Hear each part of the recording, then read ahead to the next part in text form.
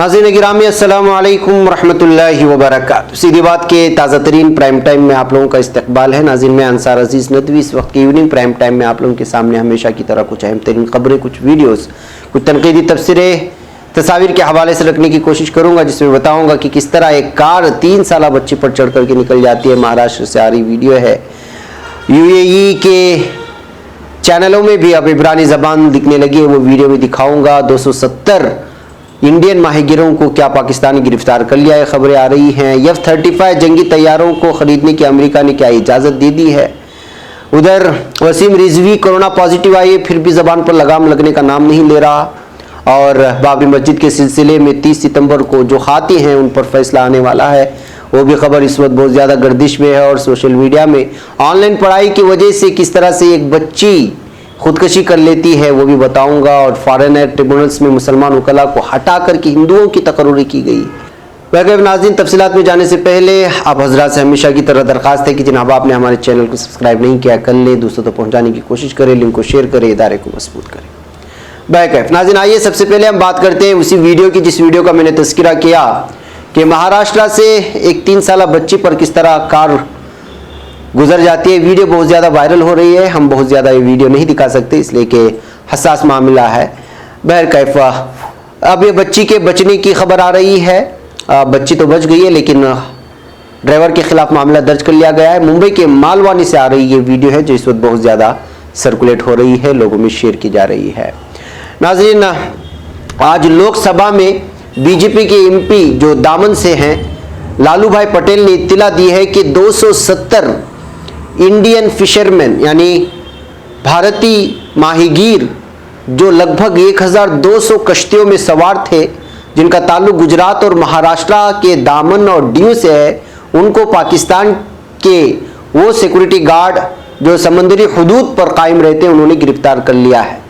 इस वक्त BJP MP ने दरख्वास्त की है कि यहाँ की हुकूमत पाकिस्तान से बात करे और इन लोगों को और माहीगीरों को छुड़ाने में मदद की जाए और उनको अपने घर वापस आने में मदद की जाए। इस तरह का जो है मुतालबा किया है आज लोकसभा में बीजेपी MP लालू भाई पटेल। 2070 माहीगीरों को अचानक इस तरह जो माहीगीरी के लिए गए थे, अचानक जाहिर सी बात है कि समुद्री हुदूद पार हो जाते हैं। इस हालात में जो है पाकिस्तान की हुदूद में दाखिल होने की वजह से मुमकिन है कि पाकिस्तानी सिक्योरिटी गार्ड ने उन लोगों को गिरफ्तार कर लिया है जो बहरी हुदूद पर तैनात होते हैं। और हुकूमत को चाहिए कि इन लोगों को जो है वापस लाने की कोशिश की जाए। ये मुतालबा था MP का। बैकअप नाज़रीन इसराइल के साथ UAE का जब मुआहिदा हुआ, दुबई का, अबू धाबी का, उन तमाम लोगों का, तो सोचिए कि किस तरह की तब्दीली आ रही है। ये एक चैनल है दुबई का, उसमें अब इब्रानी ज़बान में भी लिखा हुआ नज़र आ रहा है, यानी कि इसराइल अब हर शोबे पर अपनी हुकूमत कर रहा है। UAE में ऐसा ही कुछ महसूस होता है इस तरह की तस्वीर से। और इस तरह की तस्वीरें इस वक्त जो है सोशल मीडिया में लगातार वायरल होती हैं और अलग अलग अरब ममालिक से जो इस वक्त मुआहदे हो रहे हैं उसको लेकर की जो तनकीदें हैं वो हम लोगों ने आप लोगों के सामने रखा ही है। इसके अलावा भी जंगी तैयारों की F-35 अमरीका और UAE के दरमियान फ़रोख्त का मुआहदा हो चुका है। जी अमरीकी सदर डोनाल्ड ट्रंप ने इसराइली वज़ीर आज़म बेंजामिन नेतन्याहू की मुखालिफत के बावजूद मुत्तहिदा अरब इमारात को जंगी तैयारे फरोख्त करने का ऐलान किया है जो F-35 है। जंगी तैयारे फरोख्त करने में कोई मसला नहीं है, इस तरह का बयान अमरीकी सदर ट्रंप ने दिया है। इस बयान के सामने आने के बाद हमें तबसरा निगारों ने तबसरा किया है कि सिर्फ F-35 तैयारों को खरीदने के लिए कहीं ऐसा तो नहीं कि फिलिस्तीनी मुसलमानों का सौदा किया गया हो इसराइल के हाथों में। इस तरह की तबसरे भी सामने आ रहे हैं। जाहिर सी बात है कि F-35 की खरीदो फरोख्त के लिए बहुत सारे शराइत होते हैं और बहुत ही ख़तरनाक जंगी तैयारे माने जाते हैं F-35 को। इस हालात में जो फ़रोख्त करने की इस वक्त इजाज़त मिली है, इस हालात में ये तबसरे वाकई में निकल करके सामने आ रहे हैं कि सिर्फ इसकी ख़रीदारी के लिए फ़िलिस्तीनी मुसलमानों के साथ इसराइल के साथ सौदा किया गया है। UAE की जानिब से इस तरह की खबरें भी आ रही हैं। नाज़रीन भारत में बेरोज़गारी बहुत ज़्यादा आम हो चुकी है, इस बात को आप जानते हैं। अब नौजवान सड़कों पर उतर आए हैं योगी हुकूमत के ख़िलाफ़ और मरकज़ी हुकूमत के ख़िलाफ़ लगातार जो एहतजाजात चल रहे हैं। एक तरफ बेरोज़गारी है तो दूसरी जानिब नौकरी अगर मिलनी भी है तो 30-35 साल के बाद मिलने की बात हो रही है। और फिर उसके बाद भी 5 साल के मुआहदे के तहत मजदूरी की पाबंदी लगाए जाने के कवानीन सामने आ रहे हैं। और 50 साल से ज़ायद होते ही ज़बरदस्ती रिटायरमेंट होने का भी मनसूबा बनाया जा रहा है। इन तमाम चीज़ों को पेश नज़र इस वक्त नौजवान तबका जो एजुकेटेड है और जो डिग्री होल्डर्स हैं वो सारे बहुत ज़्यादा परेशान नज़र आ रहे हैं कि अलग अलग किस्म की जो है इस वक्त कवानीन बना करके नौजवानों के का इस्तेहसाल किया जा रहा है हुकूमतों की जानिब से, इसलिए एहतजाजात चल रहे हैं। आप थोड़ी सी आवाज़ के साथ इसको सुने 2-3 सेकेंड, उसके बाद फिर मैं लौटता हूँ।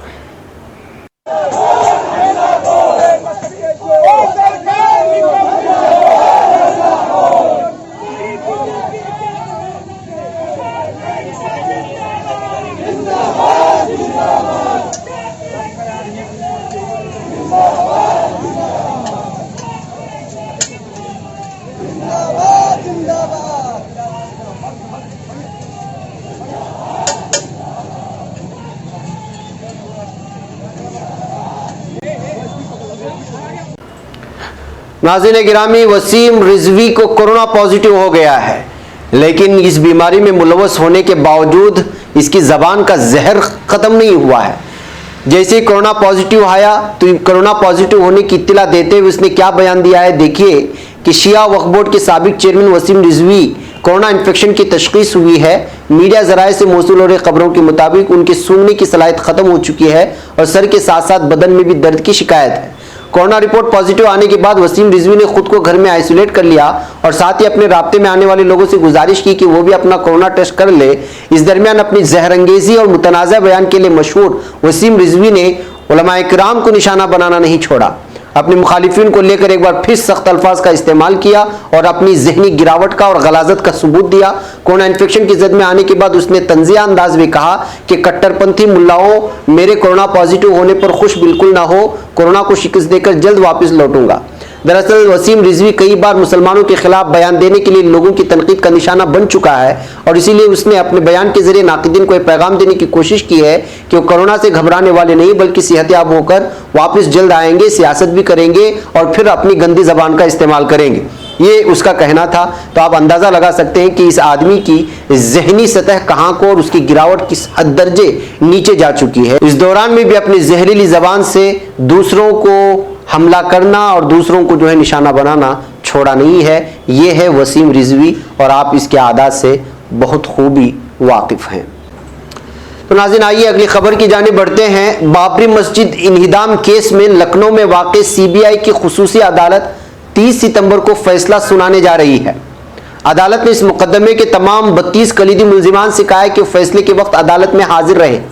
मुल्जिमान में भारतीय जनता पार्टी के सीनियर कायदीन एल.के. अडवाणी, उमा भारती, मुरली मनोहर जोशी और कल्याण सिंह शामिल हैं।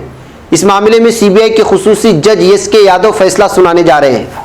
इससे पहले 22 अगस्त को मुकदमे की स्टेटस रिपोर्ट देखने के बाद खुसूसी जज ने समाअत मुकम्मल होने की आखिरी तारीख में 1 माह की तौसी 30 सितंबर कर दी थी। अदालत ने मुकदमे की समाअत मुकम्मल करने के लिए 31 अगस्त तक का वक्त भी दिया था। समाअत के दौरान सीनियर वकील मरेदुल, राकेश आई.बी. सिंह और महिपाल अहलुवालिया ने मुल्जिमीन की जानिब से ज़बानी दलाइल पेश किए थे। इससे कबल अदालत ने मुद्दालेहान की जानिब से तहरीरी जवाब दाखिल न करने पर बरहमी का इजहार भी किया था। खुसूसी जज ने मुल्जिमान के वकील से कहा था कि अगर वो ज़बानी तौर पर कुछ कहना चाहता है तो 1 सितंबर तक कह सकते हैं, बसूरत दीगर उनके मौक़े ख़त्म हो जाएंगे। इसके बाद सीबीआई के वकील ललित सिंह, आर.के. यादव और पी. चक्रवर्ती ने भी ज़बानी दलाइल पेश किए। समाअत के दौरान सीबीआई ने मुल्जिमान के खिलाफ 351 गवाहान और 600 के करीब दस्तावेजात पेश किए। फैसला सुनाते वक्त अदालत को सीबीआई के गवाहों और दस्तावेजात पर गौर करना है। सीबीआई 400 सफ़हात पर मुश्तमिल तहरीरी मुबाहसा पहले ही दाखिल कर चुकी है। तो नाज़रीन, एक तरफ बाबरी मस्जिद का एक फैसला तो आ चुका है कि ज़मीन किसकी है, क्या है, वो तो आप लोगों को पता है। जाहिर सी बात है कि मस्जिद गिराने को जुर्म मान चुकी है अदालत ने। तो अब जो मुजरिम हैं, जिन पर इल्ज़ाम साबित हो चुका है और इनको खातिम माना जा चुका है, तो उनकी जाहिर सी बात है उनको सज़ा भी होनी बाकी है। अब देखना यह है कि 30 सितंबर को अदालत क्या फैसला सुनाती है, उसका रद्द-ए-अमल सामने क्या आता है। और वैसे भी आप लोगों को मालूम होना चाहिए कि इस वक्त आज जब ये खबर सामने आई तो सोशल मीडिया में बाबरी मस्जिद एक मरतबा फिर ट्रेंड करने लगी थी। नाज़रीन गिरामी, मगरबी बंगाल के मालदा जिले के पुलिस हेडक्वार्टर में खातून कांस्टेबल के साथ छेड़खानी और जिनसी तौर पर हड़सा किए जाने की खबर सामने आ रही है। यानी पुलिस हेडक्वार्टर में खुद खातून कांस्टेबल महफूज नहीं है। जराये के मुताबिक होम गार्ड ने इस हरकत का इर्तिकाब किया है।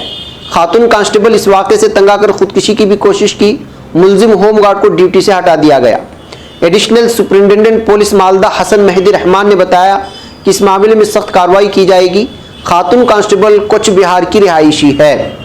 पैकेब नाज़रीन, चूंकि मामला पुलिस हेडक्वार्टर में खुद कांस्टेबल के साथ सामने आया है, तो मामला इस वक्त बहुत ज़्यादा जोरों पकड़ता जा रहा है कि क्या पुलिस हेडक्वार्टर में भी खुद पुलिस कांस्टेबल खातून है वो महफूज नहीं है। नाज़रीन, सरहदी अजला के फॉरेनर्स ट्रिब्यूनल में मुसलमान वकला को हटाकर हिंदुओं की तकर्री की गई है, जो एक तशवीशनाक मामला है और इस पर कोई भी इस वक्त खबर दिखाने को तैयार नहीं है।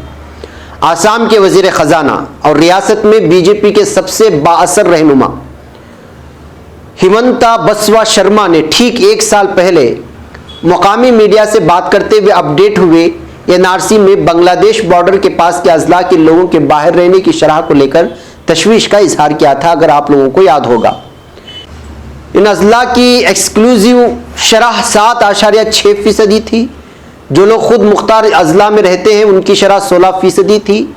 उस वक्त शर्मा ने बुनियादी तौर पर बताया था कि बीजेपी और रियासती हुकूमत को लगता है कि सरहदी अजला में एनआरसी में गड़बड़ियां हुई हैं। बीजेपी और रियासती सरकार दोनों की तब यही मांग थी कि सरहदी अजला धबरी, करीमगंज, साउथ सलमारा और हेला कांदी में अपडेटेड एनआरसी के 20% आदादोशुमार की दोबारा तस्दीक की जाए। आसाम के दीगर हिस्सों के लिए वो 10% दोबारा तस्दीक चाहते थे। इस बारे में एनआरसी का केस सुन रही सुप्रीम कोर्ट की बेंच के सामने एक हलफनामा भी पेश किया गया था, जिसको बेंच ने उस वक्त के एनआरसी कन्वीनर प्रतीक हजेला की ये कहने की पहले ही 27% दोबारा तस्दीक हो चुकी है कि बात खारिज कर दिया था। अब सितंबर 2020 में आते हैं। गुज़िश्ता 8 सितंबर को धबरी में काम करने वाले 7 मुस्लिम असिस्टेंट सरकारी वकला एजीपी जो मकामी फॉरेनर्स ट्रिब्यूनल से वाबस्ता थे, उनकी खिदमत खत्म कर दी गई हैं। इन एजीपी का काम ट्रिब्यूनल में सरकार की जानिब से केस दायर करना होता है। अब मुस्लिम कम्युनिटी से आने वाले अक्सर एजीपी की जगह बंगाली हिंदू कम्युनिटी के वकीलों को मिली है। मीडिया रिपोर्ट्स की माने तो गुज़िश्ता साल आईएनआरसी की फाइनल फहरिस्त से बाहर रहे 19 लाख लोगों में बड़ी तादाद बंगाली हिंदुओं की है, जो बीजेपी का वोट बैंक माने जाते हैं। सरकार की जानिब से गुज़िश्ता दिनों जारी किए नोटिस कुछ इस तरह से हैं। गवर्नर की जानिब से पब्लिक सर्विस के मफाद में 8 सितंबर को जारी नोटिस के मुताबिक अमीनुल इस्लाम एजीपी एफटी धबरी की खिदमत को फौरन ख़त्म किया जाता है। रेतु पर्णा गुहा को अमीनुल इस्लाम की जगह पर एजीपी एफटी अधभरी मुकर्रर किया जाता है और यही फॉर्मेट चलता रहता है। कमाल हुसैन एजीपी एफटी 2 धबरी की जगह गोकुल चंद्र कर्मा को दी की तकर्री होती है। नासिर अली मंडल एजीपी एफटी 4 धबरी की जगह उदीर चंद्र राय की तकर्री। राबिउल हक मंडल एजीपी एफटी 5 धबरी को हटाकर आनंदपाल को मुकर्रर किया गया। आफ्ताबुद्दीन एजीपी एफटी 8 धबरी की खिदमत खत्म करके शंकर प्रसाद चक्रवर्ती को मुकर्रर किया गया। इस जिले के ट्रिब्यूनल में नई मुकर्रर किए गए एजीपी में सिर्फ 2 दीगर हिंदू कम्युनिटी से हैं। 2011 के मरदमशुमारी के मुताबिक इस जिले में कुल आबादी 79.67% हिस्सा मुस्लिम कम्युनिटी के लोग हैं। वहीं हिंदुओं का फीसद 19.92 है। जराये के मुताबिक जिन एजीपी को हटाया गया वो कानूनी सलाह ले रहे हैं और रियासती सरकार की इस आर्डर को अदालत में चैलेंज दे सकते हैं। तो नाज़रीन, आप अंदाज़ा लगा सकते हैं अंदरूनी सतह पर आसाम में जिन लोगों के नाम चले गए हैं उन लोगों को वापस लाने के लिए या फिर कोई ऐसा मामला गड़बड़ा जाए, इस वजह से जो है यहाँ पर जो लोग मुसलमान तैनात थे वकला, उनको हटा करके हिंदू धर्म से ताल्लुक़ रखने वाले लोगों को लाने की वजह से इस वक्त ये मामला बहुत ही पेचीदा होता जा रहा है और लोग अलग अलग किस्म के तबसरे कर रहे हैं। उस तफसीलात में हमें जाना नहीं है, लेकिन सवाल ये ज़रूर उठता है कि अचानक इस तरह मुस्लिम वकला को हटा करके दीगर लोगों को लाने की आखिर क्या वजह पेश आई, वो जो है सफाई देना ज़रूरी है। जिस तरह से आर्डर पास किया गया है और ये बहुत ही संजीदगी से लेने वाला मामला भी है, ये कहना है बाज़ तबसरा निगारों का। नाज़रीन गिरामी, आइए एक और ख़बर की जानिब ले चलूँ और इस खबर से मैं भी बराह रास्त और आप भी बराह रास्त वाबस्ता होंगे कि 13 साल की मासूम बच्ची ऑनलाइन पढ़ाई की वजह से डिप्रेशन का शिकार होकर के खुदकुशी कर ली है। जी हाँ, बहुत कुछ करने का ख्वाब सजाने वाली ये लड़की इम्तिहान में कम नंबर मिलने से परेशान थी। 7वीं क्लास की तालिबा को लगता था कि वो IPS नहीं बन सकेगी, अपने वालिदैन के ख्वाब को पूरा नहीं कर सकती थी, इसलिए उसने अपनी ज़िंदगी ख़त्म कर डाली। हकीकत यह है कि इस बच्ची के वालिद असिस्टेंट सब इंस्पेक्टर थे और वो खुद IPS अफसर बनना चाहती थी। जाहिर सी बात है कि ऑनलाइन पढ़ाई की वजह से उसको वो ख्वाब पूरा होता हुआ नजर नहीं आ रहे थे और इसको ही सब कुछ समझ बैठी थी 7वीं क्लास की ये तालिबा। अमहर स्ट्रीट में कलकत्ता में मौजूद पुलिस क्वार्टर में पेश आई इस खुदकशी की वारदात ने कलकत्ता के लोगों को सदमे में डाल दिया है और मासूम की मौत से हर आंख अश्कबार है। कलकत्ता के लाल बाजार पुलिस हेडक्वार्टर में असिस्टेंट सब इंस्पेक्टर की बेटी 13 साल अंधजीता मंडल ने शहर के अमहरा स्ट्रीट पुलिस की क्वार्टर की 10वीं मंजिल से कूद करके खुदकुशी कर ली। अंजिता शहर के मशहूर इंग्लिश मीडियम स्कूल में 7वीं जमात की तालिबा थी। अंजिता बड़ी होकर IPS अफसर बनना चाहती थी, लेकिन कोरोना वबा के दौरान जहां तालीमी इदारे बंद हैं वहीं ऑनलाइन पढ़ाई भी कर रही थी, लेकिन ऑनलाइन पढ़ाई की वजह से वो मुतमईन नहीं थी। मोबाइल फ़ोन पर पढ़ना उसे अच्छा नहीं लग रहा था। उसे लगता था कि इस तरह पढ़ाई करने से उसका ख्वाब मुकम्मल नहीं हो सकेगा, लिहाजा जो है वो एक डेथ नोट लिख करके खुदकुशी कर ली है, जिसकी वजह से वालिदान परेशान हैं। तो नाज़रीन, ऐसे हालात भी आते हैं, अपने बच्चों को डिप्रेशन का शिकार ना बनाएं और ना ही उनको किसी चीज़ के लिए मजबूर करें। उनको अपने एतबार से पढ़ने दें और ज़्यादा सख्ती भी अच्छा नहीं है और ज़्यादा नरमी भी बहुत अच्छी बात नहीं है। मुझे यहाँ पर इजाज़त दें। अस्सलामु अलैकुम रहमतुल्लाहि व बरकातहू।